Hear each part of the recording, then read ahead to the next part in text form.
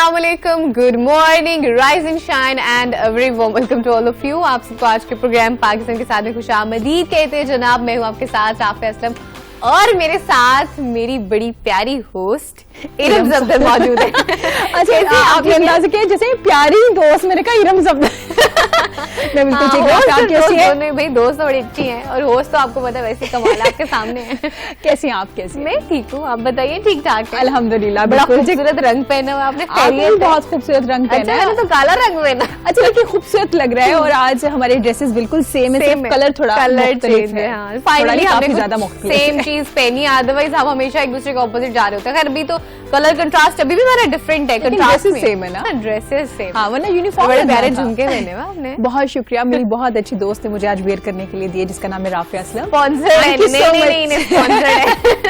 जनाब, खूबसूरत दिन का आगाज हो चुका है। उम्मीद करते हैं आप सबका ये दिन बहुत अच्छे से गुजरे नाजरीन। और डेंगू की सूरत हाल भी खराब होती नजर आ रही है। कोविड की सूरत हाल पे काफी हद तक काबू पा लिया गया है, लेकिन हमें अगर पंजाब की सूरत हाल की बात की जाए तो डेंगू के केसेस में इजाफा हो गया है। तो जनाब बाहर जाते हुए फुल स्लीव्स पहनिए, कोशिश कीजिए मच्छर वाला जो लोशन होता है वो जरूर अप्लाई कर लीजिए, पानी खड़ा ना होने दीजिए। ये चंद कुछ एहतियाती तदाबीर है, उसको अपना लीजिए ताकि आप लोग और इतना ज्यादा ये कॉमन अब होना शुरू हो गया इरम कि आप अपने इर्द गिर्द देखेंगे कि हर दूसरे बंदे को फैमिली में किसी न किसी को डेंगू हो रहा है। कोविड से तो हमारा ध्यान हट गए, खैर शुक्र है वो पहले से कम हो गया, लेकिन मसला है कि डेंगू के केसेस में बहुत ज्यादा इजाफा होना शुरू हो गया। और पहली चीज तो स्प्रे लाजमी अपने घरों पे कराइए, घरों में या जिन भी जगहों पे आप रह रहे हैं लाजमी स्प्रे कराइए। और उसके साथ जब भी आप निकल रहे हो सुबह के वक्त में और शाम के वक्त में, खास तौर पे ये जो दो दिन के औकात हैं, उस वक्त में आप एक तो फुल स्लीव्स पहने, शॉर्ट्स वगैरह नहीं पहने। बच्चों खास तौर पे कोशिश करेंगे शॉर्ट्स नहीं पहनाएं। उसके साथ साथ मॉस्क्वेलिया कोई भी जो है आपको जो रिपेलेंट होता है, मॉस्किटो रिपेलेंट होता है, कोई भी इस्तेमाल करें। लेकिन ये जो 2-3 एहतियातें ये करना लाजिम है क्योंकि बहुत ज्यादा ये काम कॉमन हो गया। और उसके साथ साथ हम कोशिश करेंगे कि आपको कुछ ऐसी चीजें बताती जाए कि अपनी डाइट को बेहतर करके अपनी इम्यूनिटी को स्ट्रॉन्ग करके साथ साथ वो भी एक काम साथ में करते हैं। बिल्कुल, और इस पे खवातीन पे जिम्मेदारी ज्यादा है क्योंकि घरों में पानी खड़ा हो जाता है और आप देखते हैं कि हम टब में पानी भर के रख देते हैं। आदत होती है ना कि वॉशरूम में किसी जगह पे पानी भर के रख लेते हैं। तो प्लीज कोशिश कीजिए इन दिनों में ना रखिए, कहीं भी पानी खड़ा होने ना दे, साफ पानी बिल्कुल ना खड़ा होने दीजिए। क्योंकि हमारे यहाँ जब केसेस ज्यादा होते हैं तो फिर आपको पता है कि जो हॉस्पिटल्स हैं उनमें बर्डन ज्यादा हो जाता है, सूरत हाल बड़ी खराब हो जाती है। तो एहतियात इलाज से बेहतर है। इसके साथ साथ हमने परिंदों के लिए कुछ न कुछ बाउल में छत पे अपनी छतों पे रखे होते हैं, तो उसको भी कोशिश किया कीजिए कि हर 10 से 15 दिन के बाद ना रखे करें, उसको धो के साफ कर बाकायदा। ये नहीं कि अगर आपको क्लियर नहीं नजर आ रहा है कि अच्छा पानी निकल गया उसी पानी को वापस भरते, नहीं, उसको एक बार साफ करें, क्लीन करें और फिर उसके बाद वापस पानी भरें और फिर रखें। छोटी छोटी चीजें जो आपको करनी है। और उसके साथ साथ जैसे बात कर रहे थे डाइट के हवाले से, खाने के हवाले से भी डेफिनेटली हम आपको बताते चलेंगे कि खाने में आपको क्या लेना चाहिए, इम्यूनिटी जिससे आपकी स्ट्रांग हो। इम्यूनिटी जनरली हम बात कर रहे होंगे, हम एक तो कोविड के हवाले से भी बात करेंगे और डेंगू के हवाले से भी बात करेंगे। साथ साथ जनरली भी हम डिस्कस करेंगे कि आपकी इम्यूनिटी किस तरह से बेहतर हो सकती है, आप किस तरह से बीमारियों से लड़ सकते हैं, किस तरह से आप कह लें कि अद्वियात से दूर रह सकते हैं। तो इम्यूनिटी को स्ट्रॉन्ग करने के लिए आज आपको तरीकाकार वो भी बता रहे हो। बिल्कुल जी, सेहतमंद रहने के लिए घरेलू टोटके आज हम आपको बताएंगे कि आपकी गज़ा में कौन सी ऐसी चीजें हैं जो आपके लिए बहुत सेहतमंद होती हैं और इसका इस्तेमाल अपनी डाइट में जरूर रखिए। दिन में मील आप जो ले रहे होते हैं, ब्रेकफास्ट या आप लंच ले रहे हैं या डिनर कर रहे हैं या स्नैक्स ले रहे हो, कौन सी ऐसे फ्रूट्स हैं या कौन सी ऐसी डाइट है, सब्जियां हैं, वेजिटेबल्स है, मीट है जो आपको लेना जरूरी होता है, जिससे आप खुद भी हेल्दी रहते हैं और आपका इम्यून सिस्टम भी स्ट्रॉन्ग रहता है। एब्सोल्युटली। और उसमें ना डिफरेंट पोर्शंस जैसे हम बात करें तो उसमें सारी चीजें इंक्लूड होती है। जैसे अगर हम वाटर इंटेक की बात कर लें, फिर हम मिल्क इंटेक की बात कर लें, डेयरी प्रोडक्ट्स की जितनी भी आ जाती हैं, दही आ गया, उसमें दूध आ गया, लस्सी किसी भी शक्ल में हो गई, फिर मीट की कोई फॉर्म आ गई, रेड मीट हो गया, व्हाइट मीट हो गया, ये कोई भी डिफरेंट होगी, फिर ग्रेन्स की बात हो गई, फिर इसके अलावा नट्स की बात हो गई, फिर आपको प्रोटीन कितना चाहिए, फिर कार्बोहाइड्रेट्स कितने चाहिए, तो सारी चीजें, स्टार्च आपको कितनी चाहिए, सारी चीजें कितना कितना पोर्शन कितना चाहिए होता है, उस हवाले से भी हम बता रहे होंगे। बिल्कुल जी, इस हवाले से बात करने के लिए हमारे साथ हमारे बड़े प्यारे मेहमान हर्बलिस्ट हैं जी हकीम रजा इलाही मौजूद हैं। अस्सलाम वालेकुम सर, कैसे हैं आप? ठीक हैं जी, अल्हम्दुलिल्लाह। हकीम साहब, जैसे मैं और राफिया जिक्र कर रहे थे, डेंगू के केसेस में इजाफा हो रहा है, चीजें आप देख रहे हैं, पेशेंट जो हैं उनकी तादाद में इजाफा हो रहा है। तो इम्यून सिस्टम भी हमेशा बात होती है, जब कोविड आया तब भी हमने कहा इम्यून करने के लिए हमें क्या करना चाहिए। तो आज आप बता ही दीजिए, घर में ऐसी कौन सी चीजें होती है जिनका इस्तेमाल अगर किया जाए तो आपका इम्यून सिस्टम स्ट्रांग हो सकता है। हाँ देखिए, ये पिछले कोई 4-5 साल से आपने देखा होगा कि इन्फ्लुएंजा आया था जी, ठीक है, बर्ड फ्लू आया और उसके बाद ये जो कोरोना वायरस आया।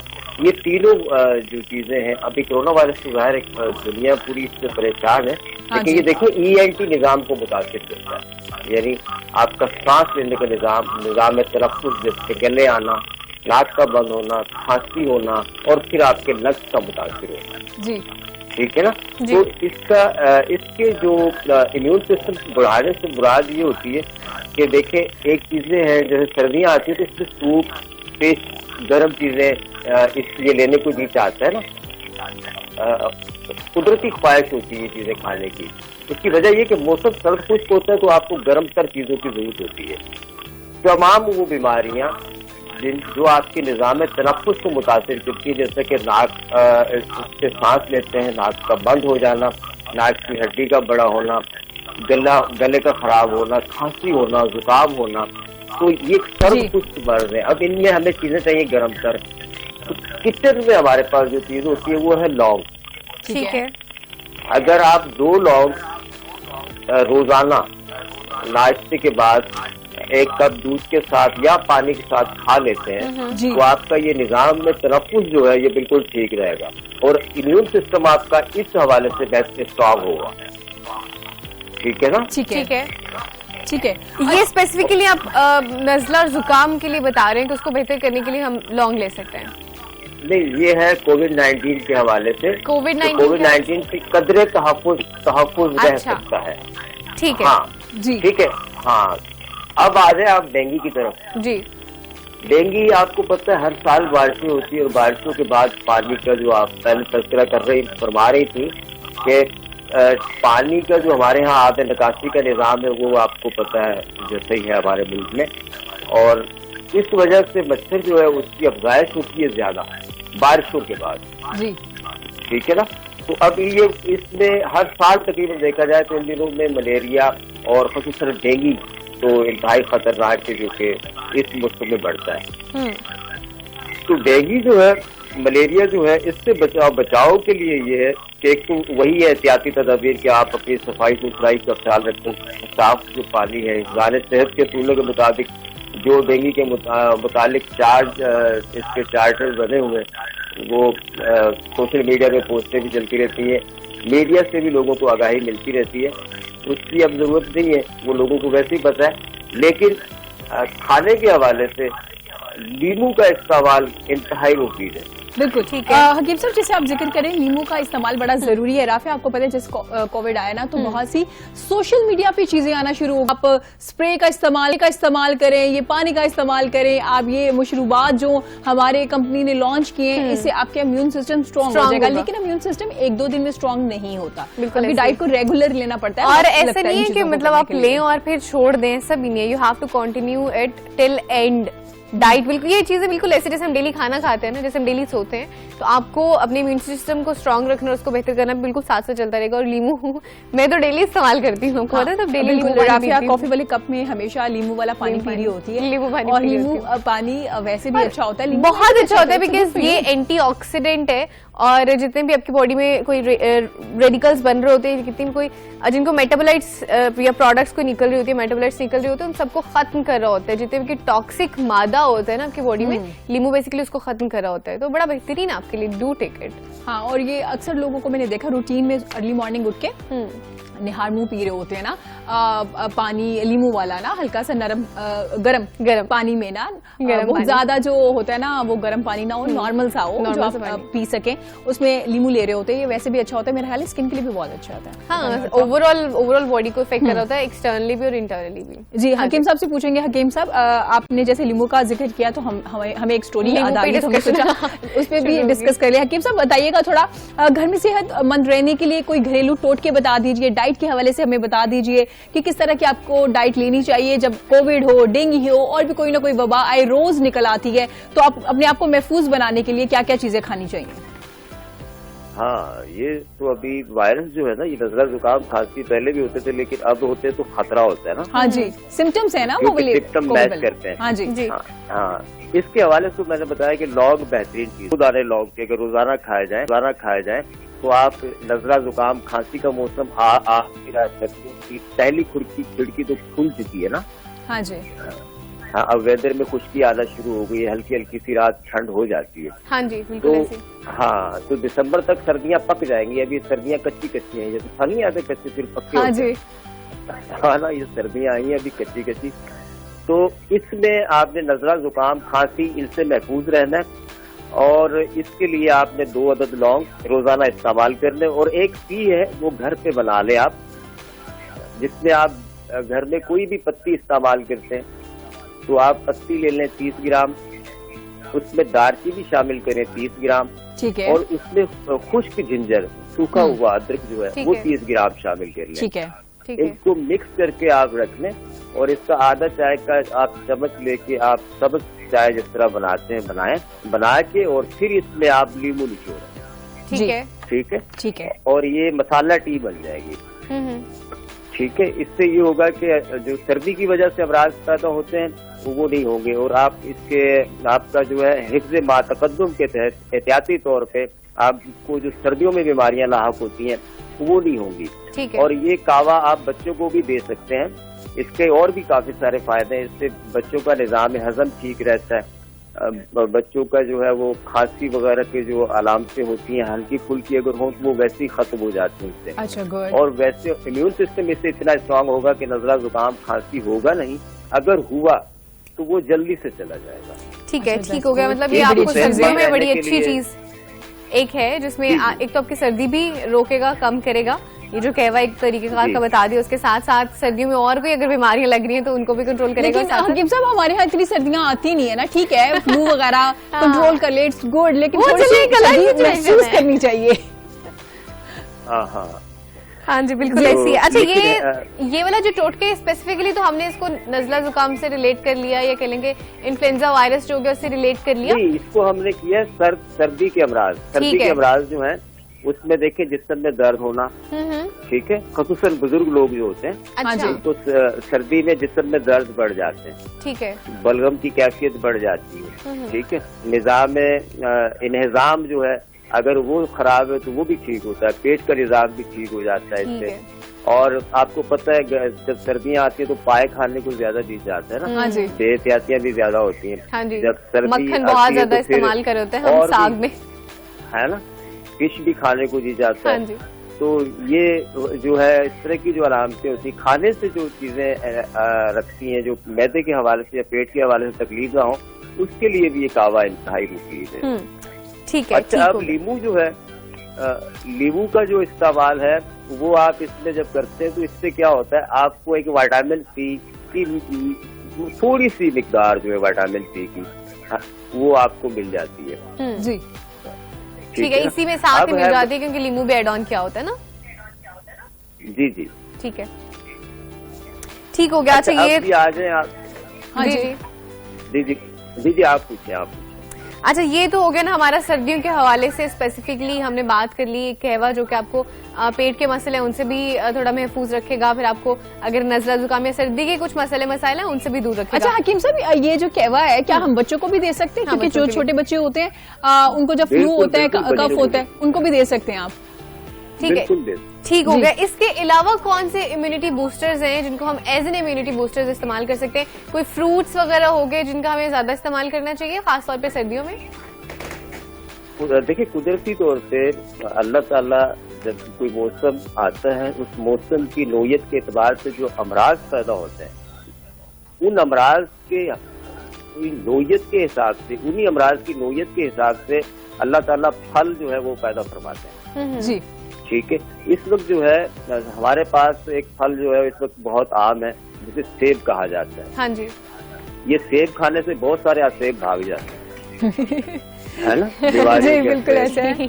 बहुत सारी इस तरह की कमजोरियां जो हमारे जिस्म में रहती है, हमारी बॉडी में रहती है, वो चली जाती है। इसमें मिनरल्स, विटामिन वो इतने सारे मौजूद हैं कि तिब में सेब को कहा गया ये डॉक्टर है, डॉक्टर फल है। है ना। An apple a day keeps the doctor away.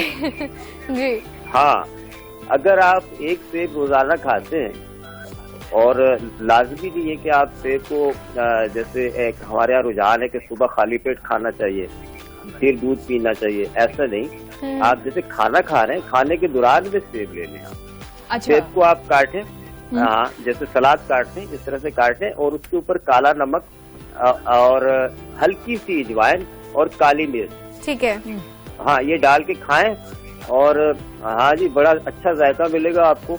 और हाँ, इससे आप वो खाना भी खाएं, साथ में सेब भी खाएं, और हमें दुआएं भी दें। हमें दुआएं भी दें, ठीक है। हकीम साहब, आपने ज्वाइन का भी जिक्र किया, तो उसकी थोड़ी अफादियत के हवाले से बताते चलें कि उसका इस्तेमाल कितना जरूरी है और किस तरह से आपको फायदा दे रहा होता है। देखें, असल में कुछ मैदे के अमराज इस तरह के हैं जो कि फ्रूट को हजम नहीं कर सकते।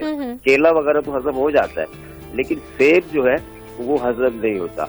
बाज लोगों को नहीं होता, अक्सरियत को।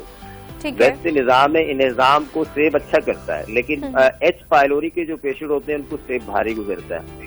जिनको IBS का मसला, उनके लिए सेब जो होता है वो थोड़ा सा भारी होता है। तो वो अगर इस पे अजवाइन, नमक और ये डाल लेते काली मिर्च, ठीक है, तो फिर ये आसानी से हजम भी हो जाता है, और मैदे को कोई तकलीफ नहीं होती, पेट में कोई भारीपन नहीं आता इससे। ठीक है, ठीक है, ठीक हो गया।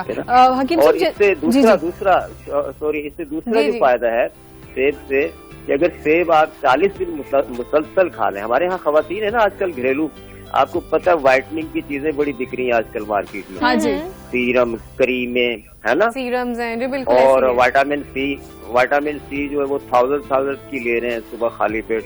क्यों? कि रंग चिट्टा हो जाएगा, लाल हो जाएगा। नहीं हकीम साहब, होता है वैसे? ऐसे इंफॉर्मेशन के लिए पूछा, वैसे होता है? सेब से होता है। सेब से होता है?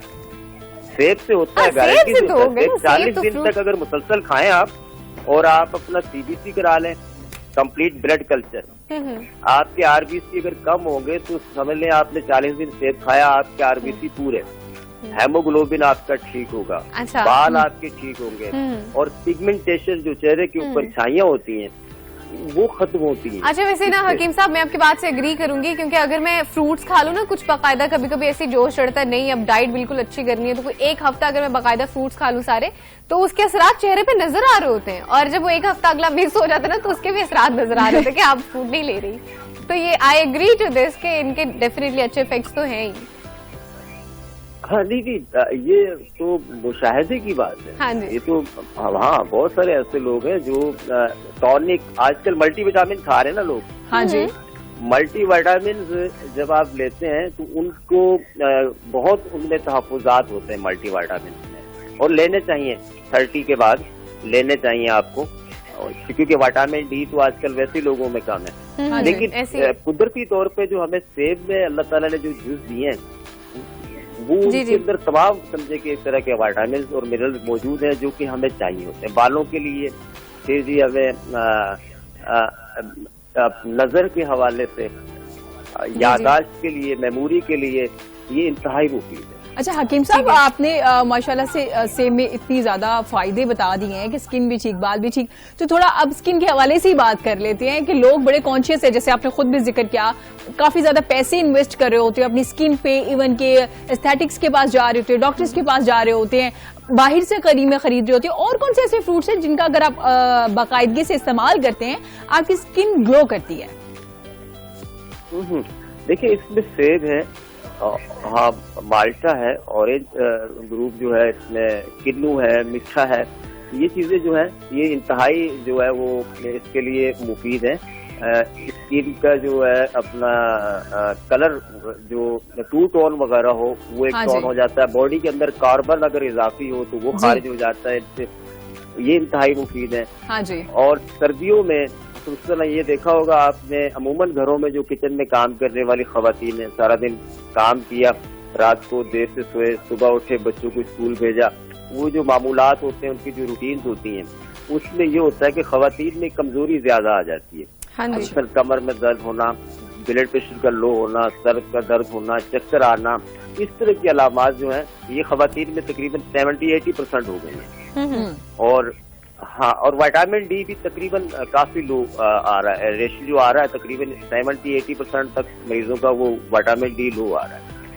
ठीक है। तो ऐसे में जो है वो खजूर इंतहाई मुफीद है।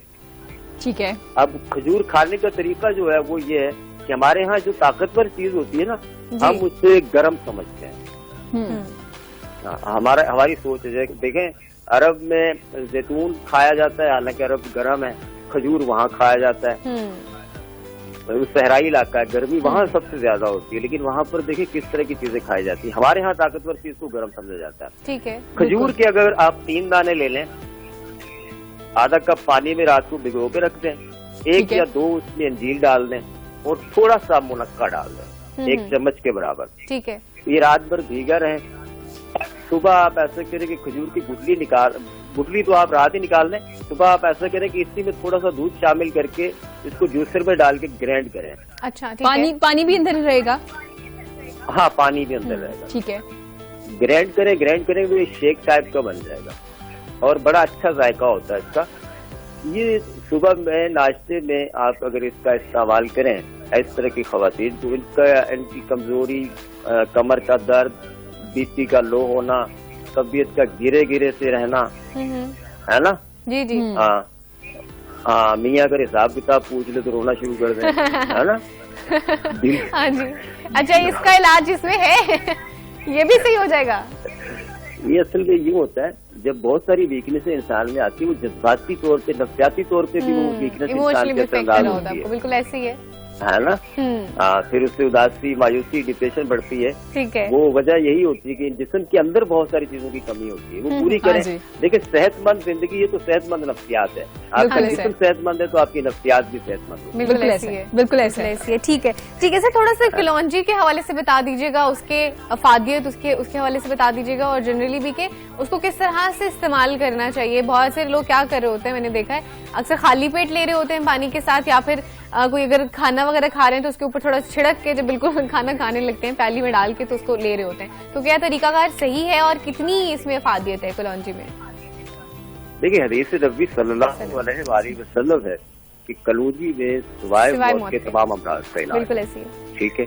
अच्छा, अब जब ये हदीस है तो फिर हम यहाँ पर इसकी तासीर और इसकी अफादियत को नहीं ढूंढ सकते जी। बहुत सारे ऐसे नुस्खे या ऐसे फार्मूले होते हैं जिनमें कलौंजी की जरूरत नहीं होती, यानी वो नुस्खे बैलेंस में होते हैं, लेकिन कलौंजी को उसमें शामिल इसलिए किया जाता है कि एज ए शिफा है।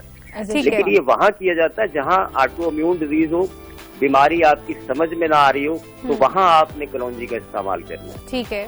ठीक हो गया। हाँ, लेकिन ऐसा नहीं कि आप जैसे बीच में आपने एक क्लिप बड़ा वायरल हुआ था, वीडियो क्लिप आपने भी सुना होगा, सना पत्ती के हवाले से। हाँ जी, सना मक्खी का तो बहुत ज्यादा, जब ये कोविड शुरू में आया था ज्यादा सना मक्खी का इस्तेमाल आया था ना। जी तो जी। बाद में कंप्लेनें क्या आई लोगों के, किसी का विटामिन डी लो हो गया, किसी को मोशन हो गए, किसी को कुछ हो गया, किसी को डिहाइड्रेशन हो गई।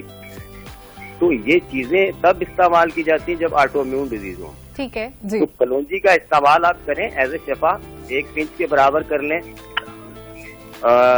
6-7 दाने इस्तेमाल कर लें, लेकिन खाने के बाद।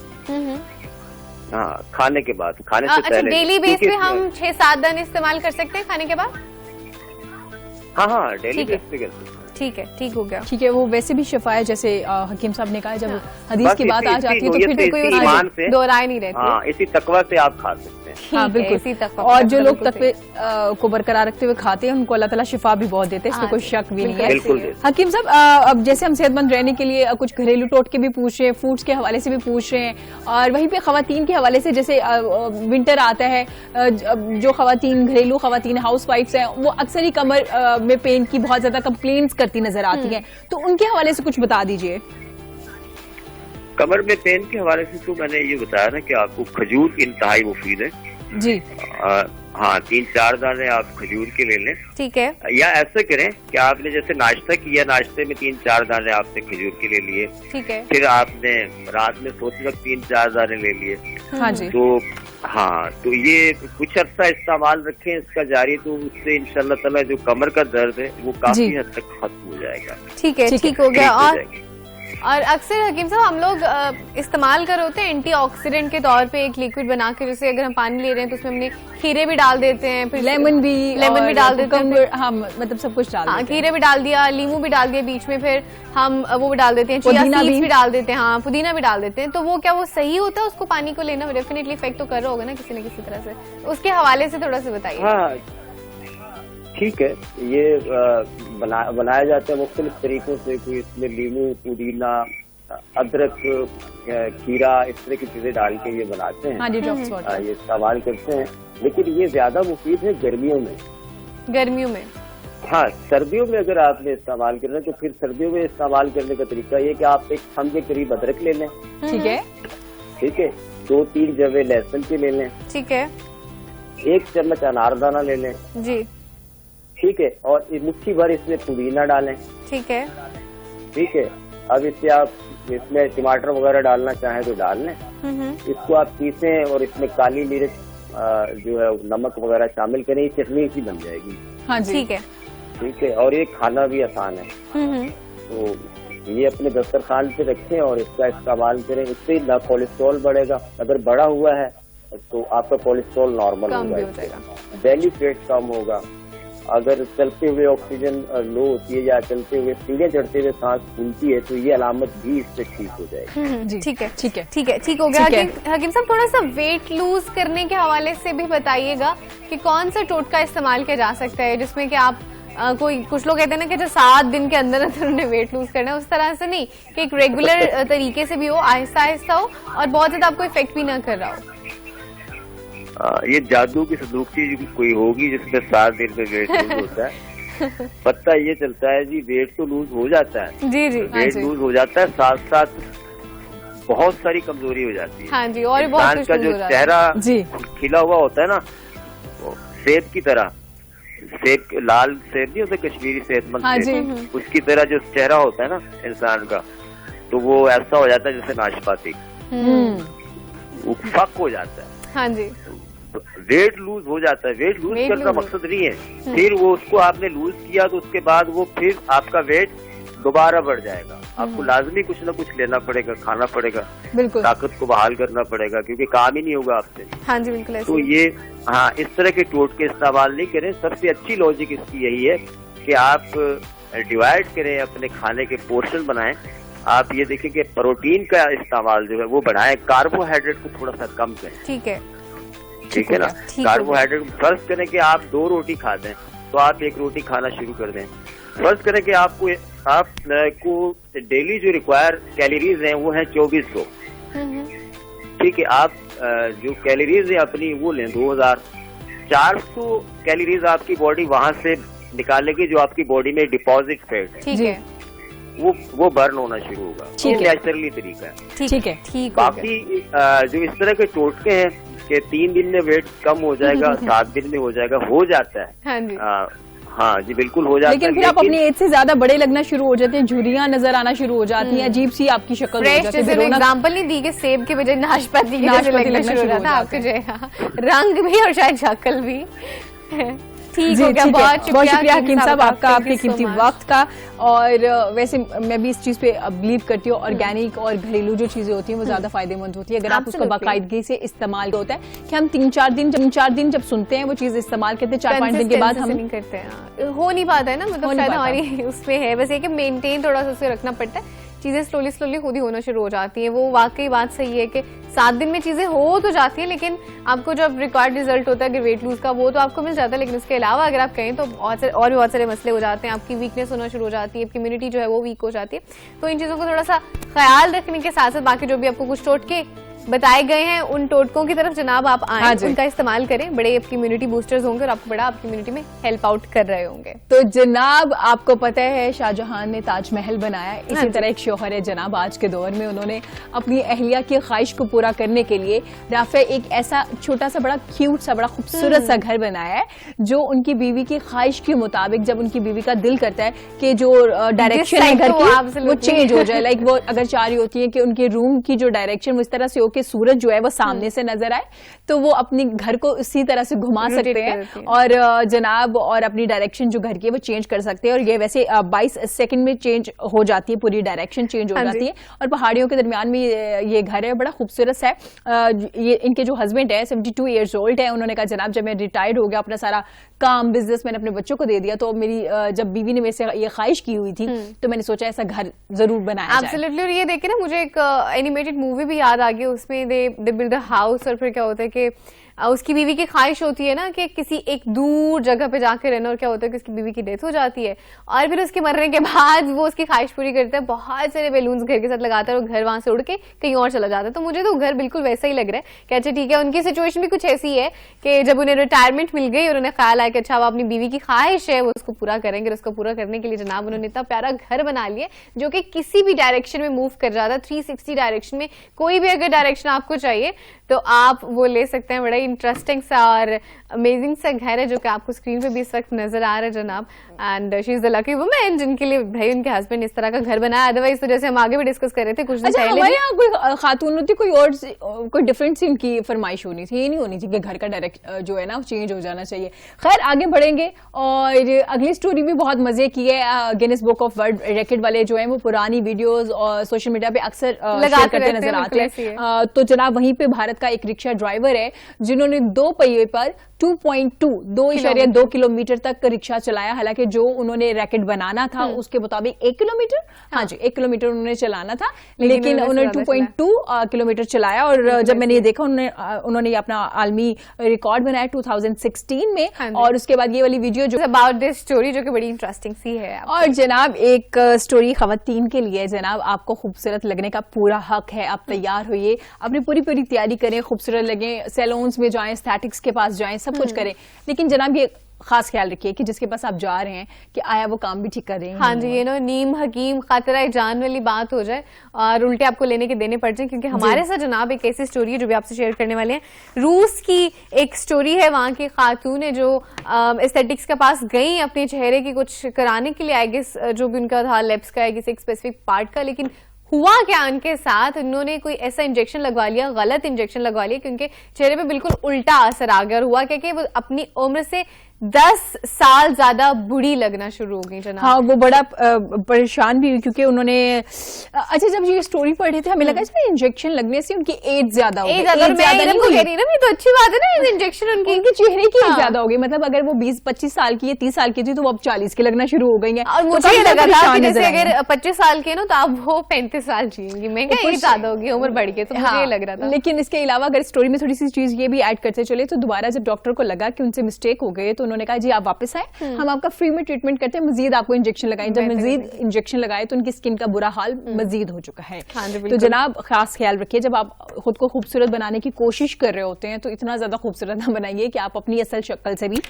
Absolutely. All right, जनाब, it's time to take a short commercial break. Break से वापस आते हैं, मजीद करते हैं बात। देखते रहिए पाकिस्तान के साथ।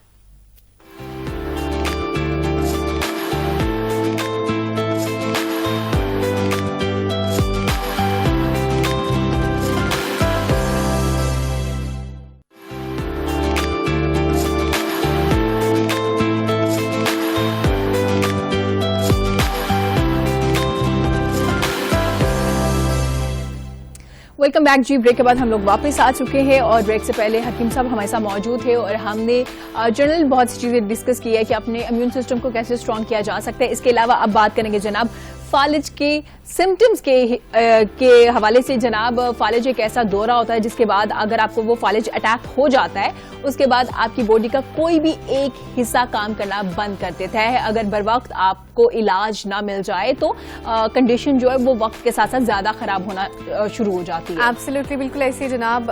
फालिज के हवाले से आज डिस्कस कर रहे होंगे कि एक तो पहले कि सडन फालिज, अक्सर सडन पैरालिसिस हो जाता है तो वो क्यों हो जाता है। फिर उसके अलावा जैसे हमने मेंशन किया कि बाज़ बाज़ औक़ात ऐसे होता है कि आपके जिस्म का कोई एक हिस्सा काम करना बंद कर देता है और बाज़ औक़ात ऐसे होता है कि आपकी पूरी बॉडी काम करना बंद कर देती है। और इसका कनेक्शन इस तरह से होता है लेफ्ट और राइट हेमिस्फेयर से। अगर आपका जो राइट हेमिस्फेयर है, ब्रेन का जो दायां हिस्सा है, वो अगर उसको मसला होता है तो आपकी बॉडी का जो बायां हिस्सा है वो फालिज का शिकार होता है। और अगर आपका जो ब्रेन का बायां हिस्सा उस पर कोई इफेक्ट होता है तो आपकी जो बॉडी का दायां हिस्सा है वो इफेक्ट हो रहा होता है। और आज हम डिस्कस करेंगे, जैसे हमने मेंशन किया कि एक तो हम इसकी वजूहात, सिम्टम्स क्या होती हैं, उसकी वजूहात क्या है, एब्सोल्युटली कॉजेज क्या, उसको डिस्कस करेंगे। फालिज होता कितनी तरह का है, कैसे आपको पता चलेगा, किस तरह का? हाँ, बिल्कुल ऐसे कि पता कैसे चलेगा, तो नहीं हो गया। बिल्कुल मैनेजमेंट उसकी क्या हो सकती है। जैसे अगर अभी आपको फालिज की सिचुएशन नहीं है लेकिन कौन सी ऐसे सिम्टम्स हैं कि आपको लग रहा है कि हो सकता है ऐसे हो, तो उनको प्रिवेंट किस तरह से किया जा सकता है। फिर अगर आपको हो गया तो उसका ट्रीटमेंट किस तरह से हो गया,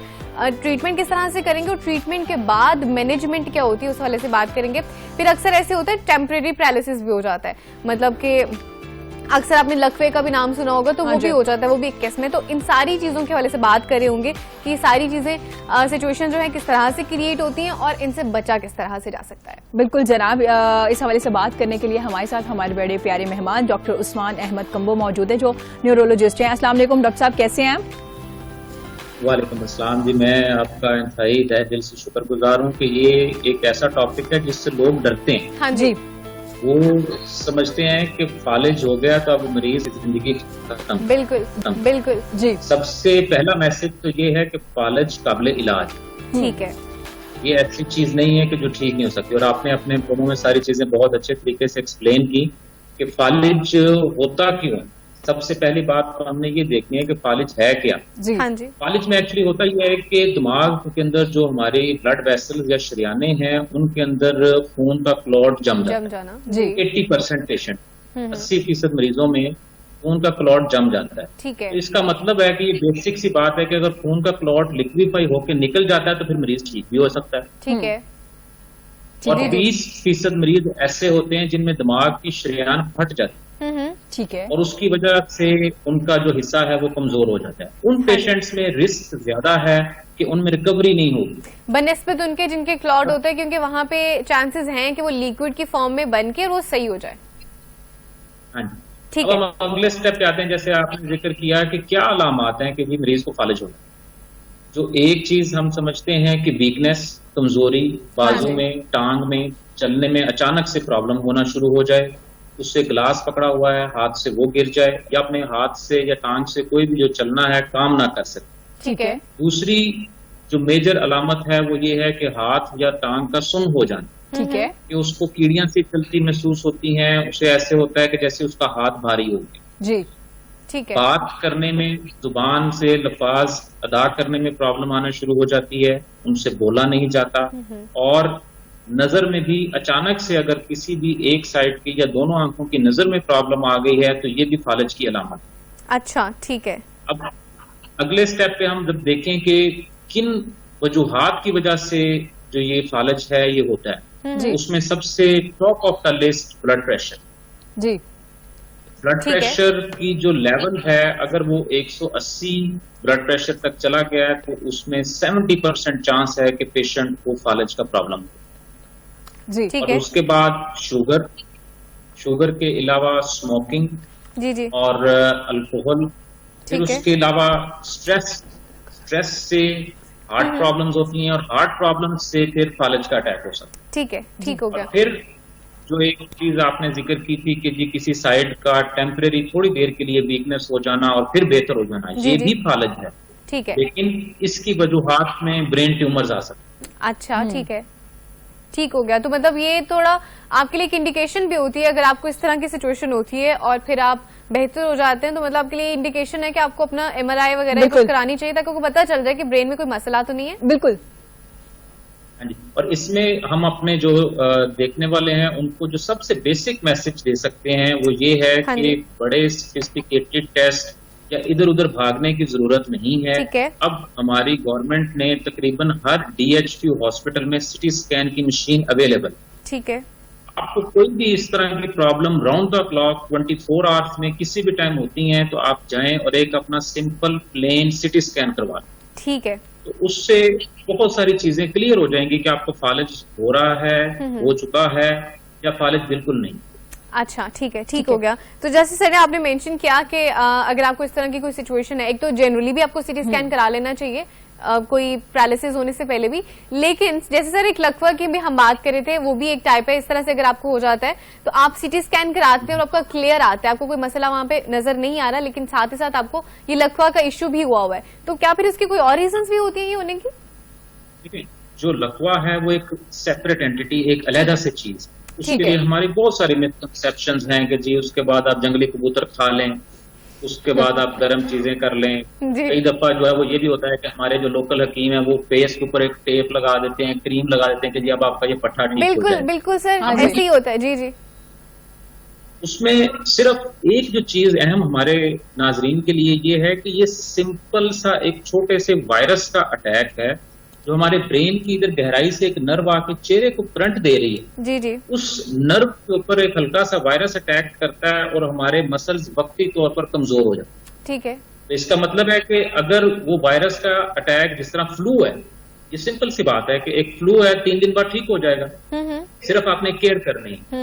और इसी तरह ये नर्व के ऊपर वायरस का अटैक हुआ है, ये भी रिकवर हो जाएगा। ठीक है। लेकिन आपने केयर कर। ठीक है डॉक्टर साहब हमारे साथ लाइन पे ही हैं, लेकिन शायद थोड़ा सिग्नल इश्यूज हुआ है। जैसे डॉक्टर साहब ने सिम्टम्स बताए हैं, ये सिम्टम्स बड़े इंपॉर्टेंट है। डॉक्टर साहब ने हमें दोबारा से ज्वाइन किया है। डॉक्टर साहब, जैसे आप लकवे के हवाले से भी बता रहे थे कि वो बिल्कुल एक डिफरेंट चीज है, लेकिन जैसे आपने एक सिम्टम बताया कि थोड़ा आपको धुंधला नजर आना शुरू हो जाता है, जैसे एक चीजें दूर से 2 नजर आना शुरू हो जाती है, लेकिन हमारे यहाँ ये कॉन्सेप्ट होता है ना कि शायद थकावट की वजह से नजर नहीं आ रहा या फिर आईसाइट का कोई मसला हो जाएगा, तो किस तरह से हम वाज़ेह तौर पर फर्क कर सकते हैं? देखिए, इसमें अगर तो रिस्क फैक्टर्स, फॉर एग्जांपल कि पेशेंट ब्लड प्रेशर का है, शुगर का है, स्मोकिंग करता है और उसमें ये प्रॉब्लम आई है नजर की, उसको धुंधला आ रहा है या दो दिखाई दे रहे हैं, तो उसमें चांसेस 80% है कि उसको फालज का अटैक हो रहा है। ठीक है। लेकिन अगर एक रूटीन का हेल्दी पेशेंट है और उसमें कोई भी ऐसा रिस्क फैक्टर नहीं है, तो उसमें चांसेस नहीं है, उसमें सिर्फ उसकी फटीगनेस है, थोड़ा सा एंजाइटी है, थोड़ा सा रेस्ट करने से।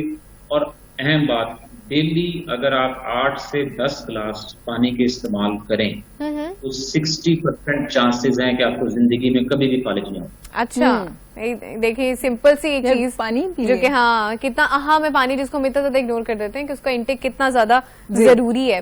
सर बाज़ औक़ात ऐसे होता है कि आपको अचानक से भी पैरालिसिस हो जाता है, मतलब जैसे आप कह रहे हैं कि कुछ रिस्क फैक्टर्स होते हैं, जैसे स्मोकिंग कर रहा है ऑलरेडी या शुगर का पेशेंट है, डायबिटीज है या फिर ब्लड प्रेशर का इशू है। बाज़ औक़ात पेशेंट्स को कोई इस तरह का मसला नहीं भी होता फिर भी पैरालिसिस हो जाता है, तो उसमें क्या रीजंस होती हैं? देखिए, उसमें पेशेंट की एज है, अगर तो यंग एज या मिडिल एज है, तो ऐसे पेशेंट में हमें देखना पड़ेगा कि उसके ब्रेन की कोई शरीयान कमजोर तो नहीं है, जिसको हम एन्यूरिज्म कहते हैं। हाँ जी। उसकी वजह से भी पेशेंट को फालज का अटैक हो जाता है। या फिर कई दफा जो है वो ब्रेन ट्यूमर्स की जो पहली प्रेजेंटेशन है वो ऐसे होती है कि पेशेंट को अचानक से राइट साइड की पूरी वीक। ठीक है जी। अच्छा, सिग्नल्स का इशू की वजह से थोड़ा सा दोबारा से हम ट्राई करेंगे डॉक्टर साहब से बात करने के लिए। अच्छा जी, दोबारा से ज्वाइन कर लिया, फौरन से वापस आ जाते हैं। नेट इश्यूज के ये मसला होता है, सिग्नल्स ड्रॉप हो जाते हैं। जी डॉक्टर साहब। उसमें ये है कि ब्रेन ट्यूमर्स की वजह से किसी भी साइड की वीकनेस भी आ सकती है। अगर पेशेंट यंग है तो उसको कोई ब्लड प्रेशर, कोई शुगर का इफेक्ट नहीं है, तो उसको चाहिए कि अपने मॉलिज से मुआयना करवाए और फौरी तौर पर अपना ब्रेन का सिटी स्कैन करवाए। ठीक है। और अगले अगर स्टेप पे हम देखें तो कौन सी फूड्स हैं जो फालज के अटैक को बढ़ा रही हैं या जिनमें रिस्क बहुत ज्यादा है। अच्छा, आपने देखा होगा कि हम किसी भी रेस्टोरेंट में जाते हैं तो सबसे पहले वो लगा के हमारे सामने फिश क्रैकर रखते हैं। बिल्कुल। और हम वो बड़े मजे से एक बकेट दूसरी बकेट तो खाते रहते हैं जब तक खाना नहीं आता। नहीं आता ऐसे। ठीक है। और ये fish cracker top of the list है, सबसे ऊपर है कि इनकी वजह से जो रिस्क है फालज का वो बढ़ रहा है। स्मोक फूड, आजकल एक नया ट्रेंड है कि मौसम अब थोड़ा सर्दी का आ रहा है तो ये स्मोक्ड और ग्रिल्ड फिश वाला मामला शुरू हुआ। जी जी बिल्कुल। अगर तो यंग पेशेंट है उसमें तो कोई इतना प्रॉब्लम नहीं है, लेकिन अगर आपके रिस्क फैक्टर है, आप हाइपरटेंशन, ब्लड प्रेशर, शुगर या दिल के मरीज हैं, तो इन स्मोक फूड से, फ्राइड चीजों से और ये फिश क्रैकर से, इनसे अवॉइड करें। ठीक है, ठीक उसमें आपके फालिज के जो चांसेस हैं वो मिनिमम से हो जाए। जी ठीक है। और आपने बड़ा हमारी इन्फॉर्मेशन में इजाफा किया है कि फिश क्रैकर्स जो हम इतने मजे से खाने लगे हुए थे, जो कि अब हर रेस्टोरेंट पे हैं एज ए स्टार्टर आपको दे रहे हैं, कॉम्प्लीमेंट्री दे रहे जाते हैं कि आप घर में भी जल्दी से घर में बना लें। और बड़ी इन्फॉर्मेशनल चीज है कि अच्छा उससे भी आपके जो फाइलेज के चांसेस हैं वो बढ़ जाते हैं। तो सर इस पे तो मुझे लगता है गवर्नमेंट को भी कुछ काम करना चाहिए, क्योंकि ये तो रेस्टोरेंट्स पे है ना, अब हम उनको जाके कहीं डायरेक्ट तो वो तो नहीं सुनेंगे। तो गवर्नमेंट अब, क्योंकि ये चीज अब इतने बड़े लेवल पे हो चुकी है कि हर रेस्टोरेंट में होती है, तो गवर्नमेंट कुछ करेगी तो शायद इसका सोल्यूशन हो सकता है।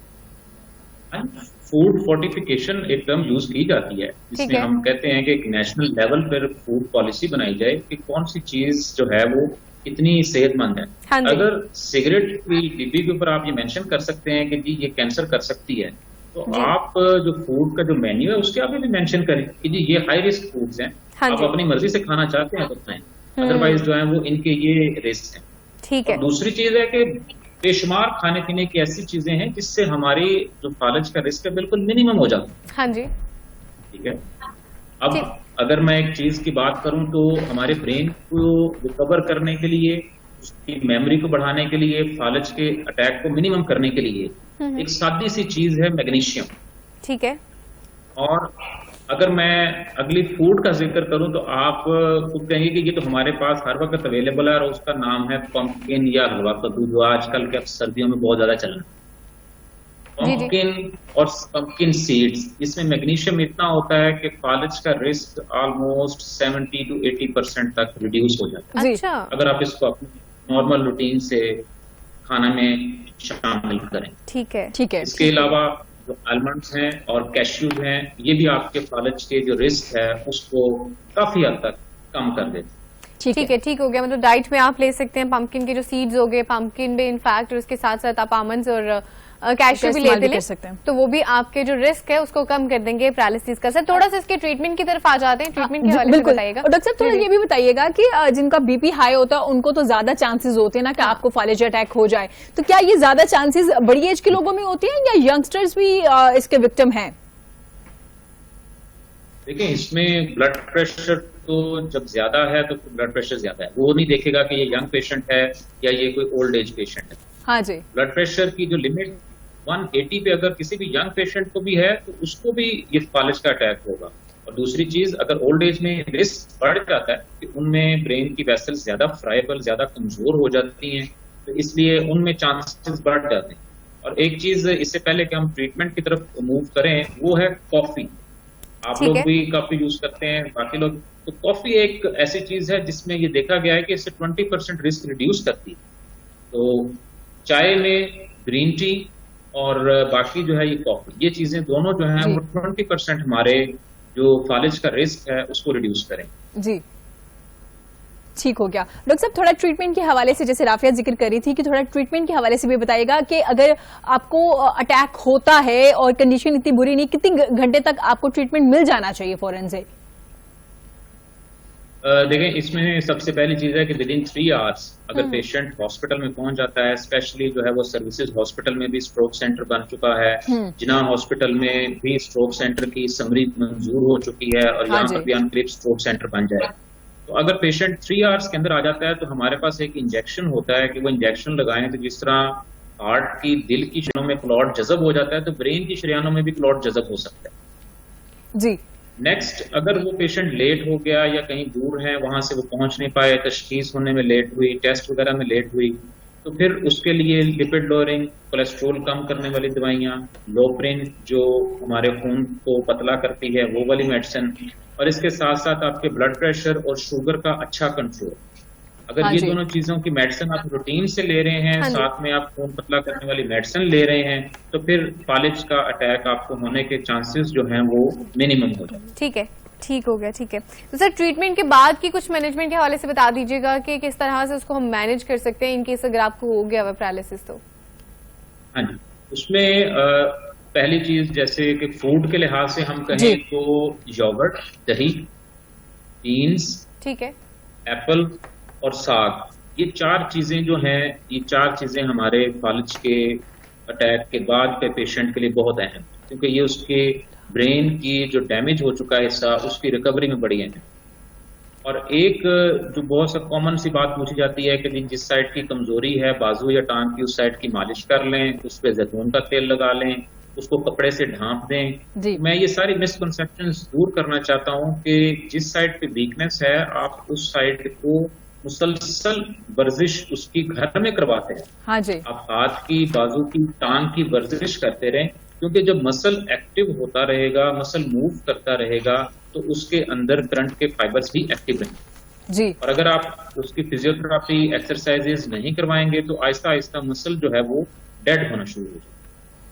अच्छा, ठीक है, ठीक हो गया। बहुत शुक्रिया सर आपका, thank you so much for joining. और जनाब अभी हमने बात की पैरालिसिस के हवाले से कि रीजंस क्या होती हैं इसकी, और फिर उसके बाद इसके सिम्टम्स क्या हैं। सिम्टम्स पहले डायग्नोसिस बड़ा जरूरी है। बिल्कुल राफिया, जैसे आप जिक्र कर रहे थे, डॉक्टर साहब ने भी ये बात कही कि जनाब लोग डर जाते हैं फालिज का सुन के ना, और उनको ये लगता है कि अल्लाह ना करे अगर किसी को फालिज हो जाएगा ना, अब उसका कोई ना कोई बॉडी का एक पार्ट जो है वो खत्म हो जाएगा, वो काम नहीं करेगा। होता तो उस वक्त ऐसे ही है जब आपके सिम्टम्स होते हैं, अटैक करता है, लेकिन उसके बाद इसका ट्रीटमेंट मौजूद है। फिर उसके बाद फिजियोथेरेपी एक्सरसाइज से भी आप इन चीजों को वापस रिकवर कर सकते हैं। तो बहुत ज्यादा जैसे और बहुत सारी डेडली बीमारियां हैं जिनके बारे में हम कंसर्न नहीं होते, जिनकी मेजर रीजन हमारी डाइट ही है। आ जाके जैसे हम कोलेस्ट्रॉल को बहुत ज्यादा इंटेक हो रहा होता है, जिसकी वजह से हमारे ब्लड प्रेशर के इश्यूज आ रहे होते हैं, हार्ट के मसले आ रहे होते हैं, तो वो भी बहुत सारे इश्यूज हैं जो कि डेडली हैं। तो हम इससे बहुत ज्यादा परेशान होने की जरूरत नहीं है। हाँ ठीक है, हम एहतियात कर सकते हैं, और एहतियात में यही है कि आप अपनी डाइट अच्छी रखें। जितने भी रिस्क फैक्टर्स है जैसे कि डॉक्टर साहब ने मेंशन किए, जिसमें आ जाता है स्मोकिंग अगर आप छोड़ देंगे,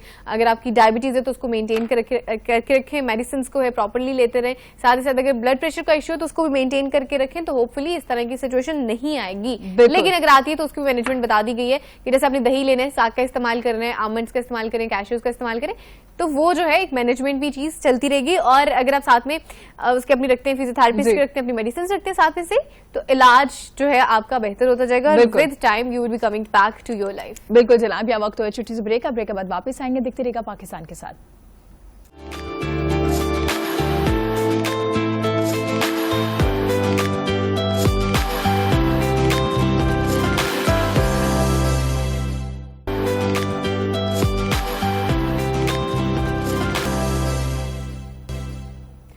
और ये जनाब once again welcome back to the show. आपको एक बार फिर से पाकिस्तान के साथ में खुशामदीद कहते हैं। और जैसे कि ब्रेक से पहले हमने डिस्कस किया हेल्थ के हवाले से, और चूंकि हमारे शो का मकसद भी यही होता है, जैसे कि शो का नाम से भी आपको अंदाजा होगा, साथ साथ जैसे हम इन्फॉर्मेशन भी दे रहे होते हैं और एंटरटेनमेंट भी होता है। It's an infotainment show basically, जहाँ पे हम इन्फॉर्मेशन के हवाले से जैसे अगर बात करें तो हम जितनी भी इन्फॉर्मेशन टेक्नोलॉजी से रिलेवेंट चीजें उनको भी डिस्कस कर रहे होते हैं, हेल्थ से रिलेवेंट जितनी भी चीजें उनको भी डिस्कस कर रहे होते हैं। सो हेल्थ के हवाले से तो हमने बात कर ली, इन्फॉर्मेशन भी हमने आपको दे ली, जिसका बाकी का हिस्सा है अभी उसका वक्त हुआ चाहता है। और अभी बात करेंगे जनाब हम अगले सेगमेंट की जानिब के हवाले से, जो कि एंटरटेनमेंट, और एंटरटेनमेंट में आज हमारे पास क्या है वो भी आपसे शेयर करेंगे। जी बिल्कुल जनाब, आज हमारे साथ हमारे बड़े प्यारे मेहमान मौजूद है, जो प्रोड्यूसर भी है, डायरेक्टर भी है, गोल्ड मेडलिस्ट है जनाब स्क्रिप्ट राइटिंग में। इसके अलावा अगर बात की जाए, उन्होंने अपनी बुक्स भी लिखी है, मुसन्निफ भी है। उनकी बुक्स का अगर जिक्र किया जाए, दिल समंदर था, आंखें बोलती हैं, और भी बुक्स उन्होंने लिखी है। इसके अलावा मज़ाहिया शायर भी हैं। मतलब एक वक्त में इतनी ज्यादा चीजें कोई कैसे कर सकता है, इतना टैलेंट कैसे हो सकता है एक ही कैप में। बिल्कुल जी, इस हवाले से बात करने के लिए हमारे साथ हमारे बड़े प्यारे मेहमान इकराम साकिब साहब मौजूद हैं। अस्सलाम वालेकुम जनाब, कैसे हैं आप? वालेकुम सलाम जी, मैं बिल्कुल ठीक ठाक हूँ, बहुत शुक्रिया मुझे यहाँ बुलाने का। Welcome to the show. First of all सबसे पहले तो आप ये बताइए कि इतनी सारी क्वालिटीज और इतनी सारी चीजें एक साथ अल्लाह ताला ने सारा टैलेंट एक ही शख्स को दे दिया। एक ही शख्स को दे दिया। मैं जी तकरीबन अमेरिका और कनाडा में कोई पिछले 40 साल से हूँ जी, और I am trying to build the bridge between those two cultures. अच्छा। हाँ, मैंने जो पहला वहाँ ड्रामा प्रोड्यूस किया वो था उमराव के नाम से। ठीक है। वो मैंने स्टेज किया, उसके 32 कैरेक्टर्स करके, जो उमराव को मैंने नरेट करके इंग्लिश में गोरे और गोरियों को करवाया जी। अरे great. It was like 13 shows, all of them they were full. अच्छा। तो वो लोग भी हमारा कल्चर पसंद करते हैं जी। उसके अलावा मैंने एक प्ले प्रोड्यूस किया, स्टेज प्ले नागा मंडला, जो रागास के ऊपर थे। उसके अलावा महसूस न करना मेरा एक प्ले वहाँ चला। तो मैं ये कोशिश करता हूँ कि हम अपने कल्चर को वहाँ प्रमोट करें, और वो हमारा कल्चर बहुत खूबसूरत है। Absolutely. और जब हम कहते हैं ना जी अमेरिकन हिस्ट्री या कैनेडियन हिस्ट्री, तो American history, Canadian history is just for 200 years. हम लोग तो यहाँ बासी हैं इंडस सिविलाइजेशन के मिलियंस ऑफ ईयर्स। बिल्कुल। तो हम अच्छा वहाँ का माहौल है, अच्छा लिटरेचर है, अच्छे लोग हैं, अच्छा कल्चर है, लेकिन मैं समझता हूँ कि वारिस शाह का जो अदब है, जो बाबा बुल्ले शाह का अदब है, जो हमारे, वो ज़्यादा खूबसूरत है। बिल्कुल। सर जनाब, जैसे आपने जिक्र किया कि आपकी कोशिश है कि पाकिस्तान का जो हमारा कल्चर है आप उधर भी लेके जाएं और वहाँ के लोग पसंद करते हैं, तो क्या रीजन देखते हैं कि हम अपना कल्चर खत्म करते नजर आ रहे हैं, लोग हमारा कल्चर अडॉप्ट करते नजर आ रहे हैं?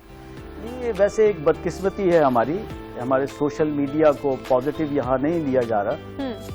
Social media is a very nice communication, यहाँ उसको नेगेटिव तरीके से इस्तेमाल किया जा रहा है, जबकि हमारे मुल्क में, मैं I am a Canadian and American, वहाँ इसको पॉजिटिवली लिया जाता है और मुआशरे के सुधार के लिए इसको इस्तेमाल किया जाता है। हाँ जी।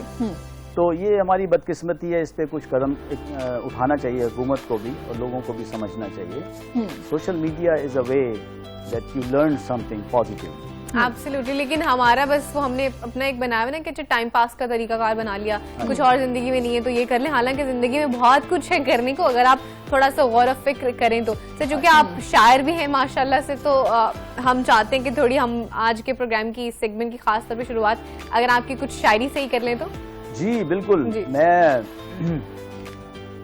चूंकि वहाँ रहता हूँ, पाकिस्तान चक्कर लगता है साल 2 साल के बाद, तो हम लोग वहाँ से जिस तरह पाकिस्तान को देखते हैं, उस हवाले से मैं कुछ जी जरूर अशार आपकी खिदमत में पेश करता हूँ। जी, दुआया शेर है पाकिस्तान के लिए, दुआया शेर ही समझ लें पंजाबी का, कि जी देश मेरे ता हर एक बच्चा रब्बा जेम्स बॉन्ड होवे, देश मेरे दा हर एक बच्चा रब्बा जेम्स बॉन्ड होवे, ऐसा वक्त भी आवे मौला 1 रुपए दा पौंड होवे।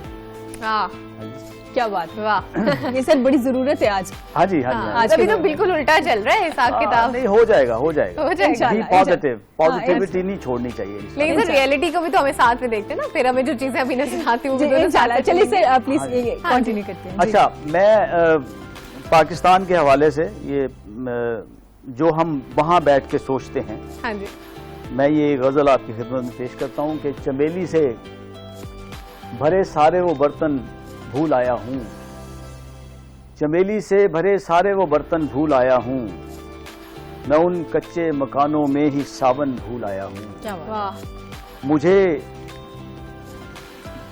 मैं उन कच्चे मकानों में ही सावन भूल आया हूँ, और मैं लेके आ गया हूँ ख्वाब, रातें और कुछ यादें, मुझे जो साथ लाने थे वो कंगन भूल आया हूँ। क्या बात है, क्या बात है, क्या और बात। बनाकर छोड़ता था मैं जो बारिश के बहाव में, मैं उस कागज की कश्ती में ही बचपन भूल आया हूँ। क्या बात है।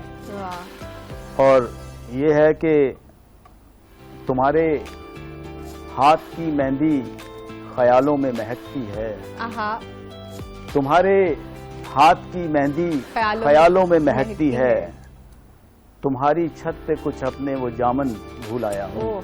वाह वाह वाह वाह। और जिन्हें लाना था अपने साथ साकिब ला नहीं पाया, जिन्हें लाना था अपने साथ साकिब ला नहीं पाया, तेरी गलियों में मैं तेरे वो दर्शन भूल आया। क्या बात, वाह वाह वाह। तेरी गलियों में मैं तेरे वो दर्शन भूल आया हूँ। क्या बात। ये वहाँ से जब हम देखते हैं, याद आती है वतन की, उस हवाले बड़े अच्छे से आपने बड़ा खूबसूरत अंदाज में उसको प्रिडिक्ट किया है और उसको पोर्ट्रे भी किया, और वाकई इसी तरह से है। इसी तरह से जो वहाँ पे लोग बैठे होते हैं वो इसी तरह से अपने देश को सोच रहे होते हैं, उनकी याद इसी तरह से यहाँ के लोगों की आ रही होती है। अकराम साहब थोड़ा बताइएगा, लिखना कब शुरू किया आपने? मैं जब यहाँ से गया था पाकिस्तान से, मेरी उम्र 12 साल थी जी। अच्छा, बहुत छोटे थे आप तो। My dad was a good writer, my mom was a good writer, अच्छा, और देवर पाकिस्तानी कल्चर के प्रमोटर थे वो। अच्छा। और वो उन्होंने ही उर्दू लिखना सिखाया मुझे, पंजाबी लिखना। मेरा ताल्लुक गुजरावाला से है, तो मैं शुरू से तो बहुत टैलेंट है गुजरावाला में। हाँ जी, तो शेर व शायरी तो वो मेरे फादर की वजह से, मदर की वजह से मैंने शुरू की। तो मैंने 16 साल 17 साल की उम्र में मुशायरे उशायरे करवाता हूँ उधर। मेरा अपनी हमारी एक तंजीम है माला के नाम से, हाँ जी, यहाँ से पाकिस्तान से लेके जाते हैं शोरा को, और वहाँ एज आई सेड के we trying to bring a bridge together. मैं रेडियो भी करता रहा हूँ, टीवी, और उसके अलावा स्टेज प्लेज वगैरह करता रहूं। अच्छा माशाल्लाह। तो शायरी जो है वो बहुत पहले लिखना शुरू कर दी, लेकिन उसमें मेच्योरिटी जो आई है वो पिछले चंद सालों से। अच्छा सर, जैसे आपने कहा कि आपने बाबा और अपनी अम्मा की वजह से ही लिखना शुरू किया, क्योंकि वो लोग, हाँ जी बिल्कुल, है ना। तो आपको कुछ याद है जो आपने पहली बार लिखा और आपको बड़ा अच्छा लगा, या आपने किसी को दिखाया हो कि ये मैंने फर्स्ट टाइम खुद से कुछ लिखा है तो उन्होंने बड़ा पसंद किया, कुछ याद है आपको? हाँ जी, बहुत सी चीज़ें याद हैं जी। मैं नसर निगारी किया करता था जी, जी जी। और उसके अलावा मैं स्क्रिप्ट वगैरह जो मैंने इंग्लिश में लिखे, काफ़ी प्लेज वहाँ पे जो उन्होंने पसंद भी किए लोगों ने, जैसा कि मैंने जिक्र किया कि मैंने नरेट किया उमराव को, हाँ जी। जो एक हमारा यहाँ का प्ले है। ठीक है, अच्छा जी। अच्छा ठीक है, सर, सर हमारे आपके लिए ना कोई हाँ। कॉल है, गेस्ट करना है आपको, सरप्राइज कि कॉल कौन है, सरप्राइज हाँ, कॉल है जी। आपके लिए। जी, जी। जी अस्सलाम वालेकुम। वालेकुम अस्सलाम जी, क्या हाल है जी? ठीक ठाक है?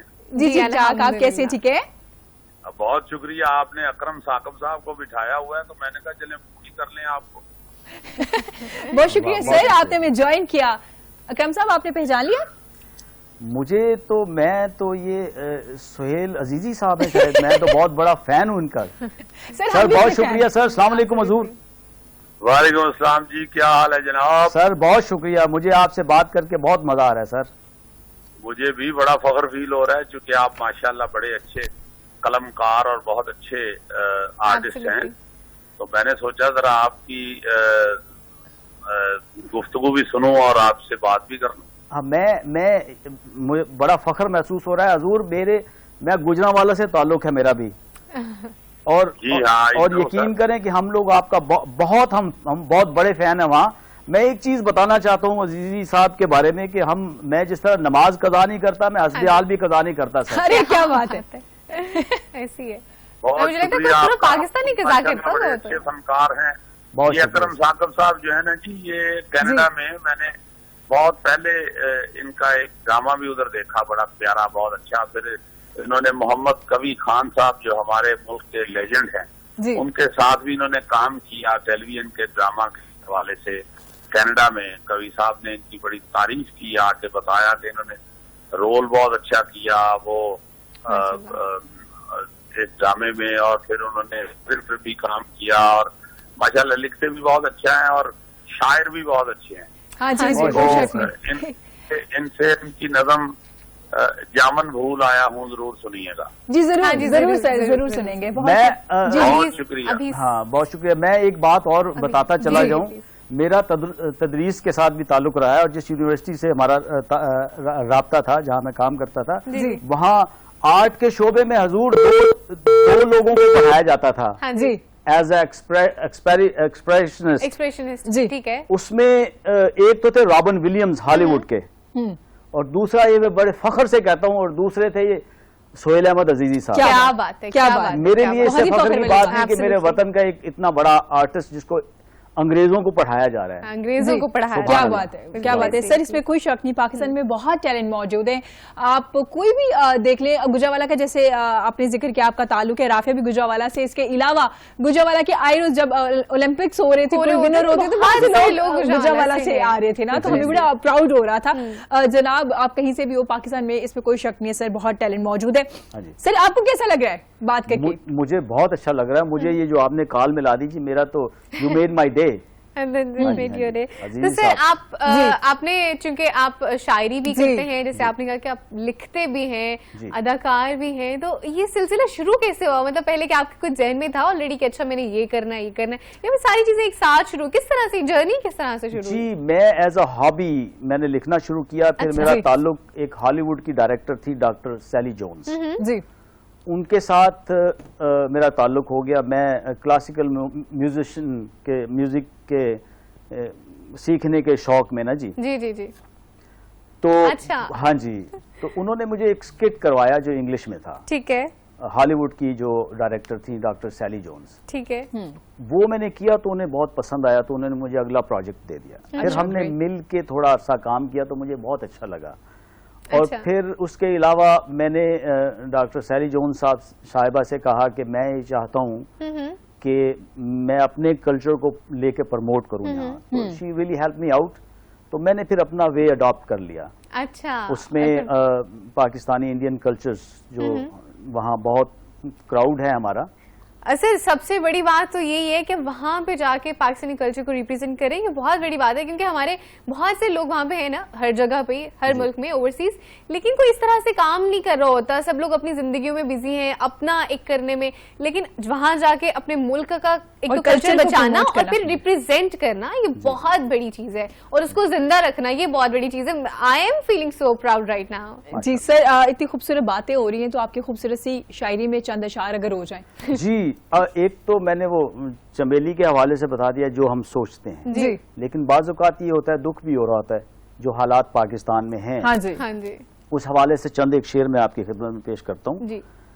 कि वो शहरे रायगां बदला नहीं है, हम्म, वो शहरे रायगां बदला नहीं है, गमों का साइबां बदला नहीं है, मेरा नेज़े पे सर रखा गया है मगर मेरा बयां बदला नहीं क्या है। बात है। वाह, मुसलसल बात करता है वो मुझसे,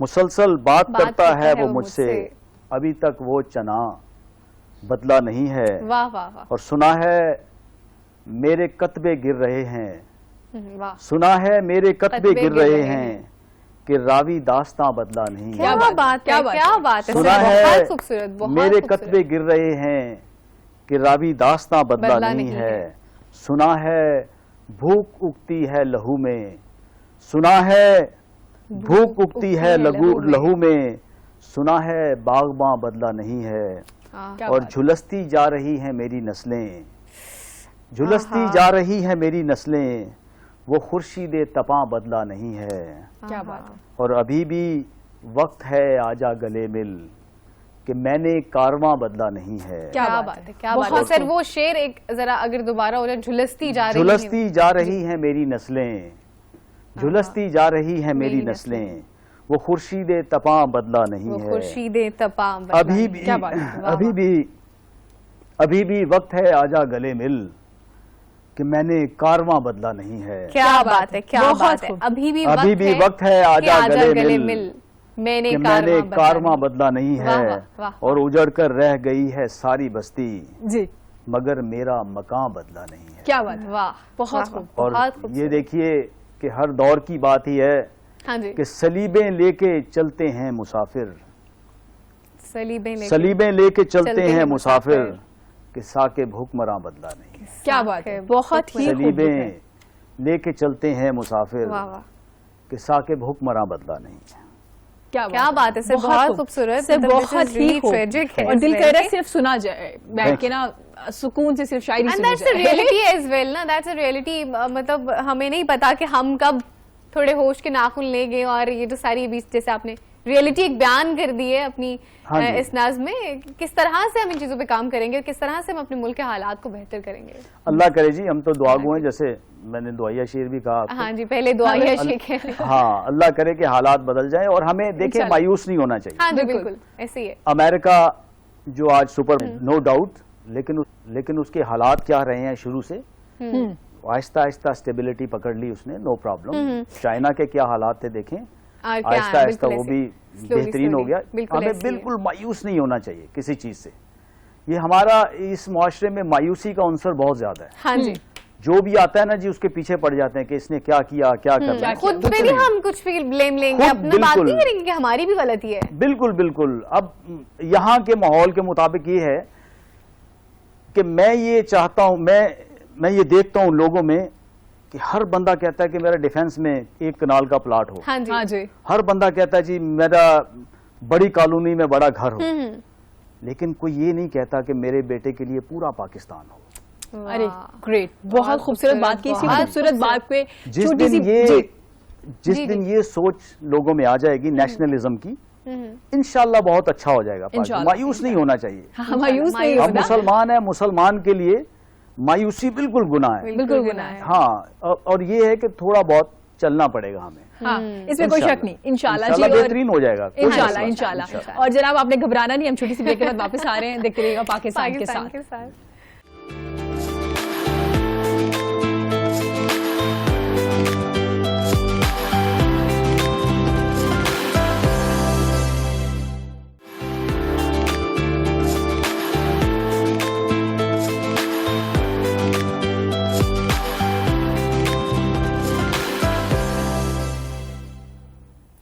और जनाब once again welcome back to the show. आपको एक बार फिर से पाकिस्तान के साथ में खुशामदीद कहते हैं। और जनाब बड़ी खूबसूरत से एक छोटी सी महफिल सजी हुई है, अदब से रिलेवेंट, शायरी से रिलेवेंट, और हमारे साथ हमारे बड़े प्यारे मेहमान इकराम साकिब मौजूद हैं। और जनाब जैसे हमने थोड़ी सी उनसे पहले शायरी भी सुनी है, उसके साथ साथ उनकी क्वालिटीज जिन पे हम अभी बात भी कर रहे थे कि ना सिर्फ वो एक अदाकार हैं, साथ ही साथ वो मज़ाहिर शायरी भी करते हैं। और इसके साथ बहुत सारे इन्होंने प्लेस को प्रोड्यूस भी किया हुआ है, शॉर्ट फिल्म्स प्रोड्यूस की हुई है। एक चीज और जो उन्होंने एड ऑन कर दी बात करने के दौरान कि वो क्लासिकल म्यूजिक भी सीख रहे थे। क्लासिकल म्यूजिक के वाले से भी उनसे पूछ रहे होंगे, लेकिन फिलहाल उनकी ना पहले शायरी से शुरुआत करते हैं। बिल्कुल, मज़ाहिर शायरी जिनके इससे पहले भी हम सुन चुके हैं। क्योंकि जनाब आजकल हम हंसते नहीं है, हमने हंसना बहुत कम कर दिया, तो मैं चाह रही हूँ कि आपकी शायरी से थोड़ा हो जाए, हंसी ले, एंजाइटी डिप्रेशन से लोग निकल आए। जी प्लीज सर। ये हाँ जी, मज़ाहिया शायरी के हवाले से चंद शेर हैं कि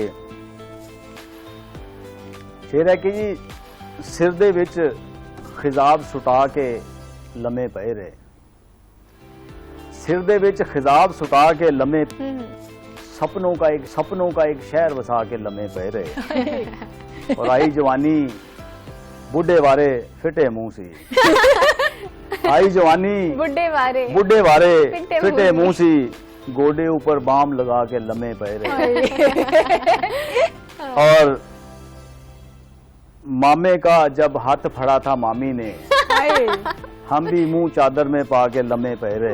सर मुकर्रर प्लीज सर। मामे का जब हाथ फड़ा था मामे ने, मामी का जब हाथ फड़ा था मामे ने, हम भी मुंह चादर में पा के लम्हे पए रहे। क्या बात है। और क्लब में जाके ठुडे शुडे खाए फिर, घर में आकर जुगनी गा के लम्हे पए रहे। क्या बात है। और एक दूजे के पल्ले उनके कख ना था, खुसरे अपना घर वसा के लम्हे पए रहे। क्या बात। और उसने जब से मुझको सोना हीरो बोला, अपने आप को जफी पा के लम्हे पए रहे। उसने जब से मुझको सोना हीरो बोला, अपने आप को जफी पा के लम्हे पए रहे। और तन्हाई ने घर में पंगड़े पाए जब, तन्हाई ने घर में पंगड़े पाए जब, अपनी ही हम बेल बजा के लम्हे पए रहे। क्या बात है, क्या बात है। मज़ाहिया शायरी का कुछ एक अपना ही है। सर तो पूछना चाहूंगी, मतलब आपने सीरियस भी लिखा हुआ है, मज़ाह पे लिखना थोड़ा मुश्किल होता है? बिल्कुल मुश्किल नहीं होता। मुश्किल नहीं होता। बिल्कुल आपकी तबीयत में मजा होता है, आप क्रिएट नहीं कर सकते। मसलन आपके यहाँ बहुत एक बड़ा नाम है ताहिर शहीर साहब, हाँ जी, डॉक्टर ताहिर शहीर साहब। हाँ जी, बहुत बड़ा शख्स है वो, बहुत बड़ा शायर है मज़ाह में। हम तो उन्हें देख के वहाँ बहुत ही पसंद किया जाता है। पिछले दिनों हमें मौका मिला उनका इंटरव्यू करने के लिए, हमारे शो में भी आए थे, बड़ा मजा आया था, बहुत मजा आया बिल्कुल। और जितने अच्छे शायर हैं वो उतने ही सादा इंसान है। हाँ जी, बिल्कुल ऐसी है, खूबसूरत शख्सियत।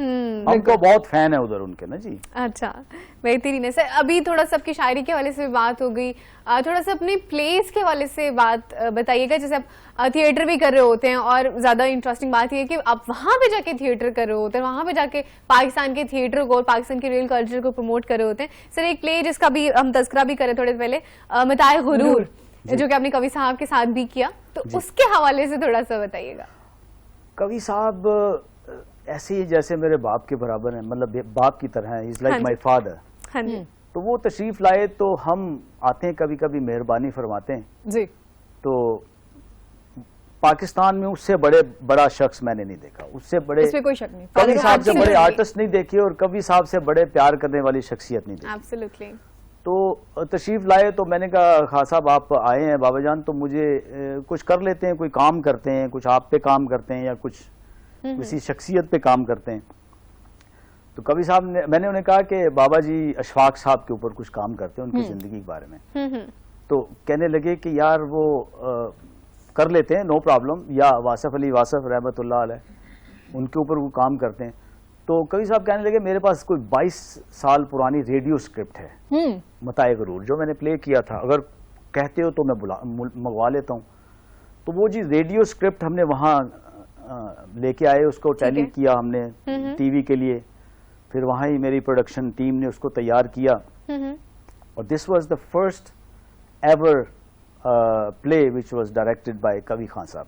क्या बात, क्या और बात। This was That the is good. First ever play जिसमें 3 कवीज वर देयर। अच्छा अदनान कवी साहब अच्छा जो कि नहायत ही डिसेंट, जी। बहुत ही प्यारा शख्स है, बहुत ही अच्छा आर्टिस्ट है। जी और उनके छोटे भाई मेहरान कवी खान साहब। तो टीम तो हमारे पास थी, सारे बुलवा लिए। तो हमने वो पूरा प्ले कनाडा में ही शूट किया।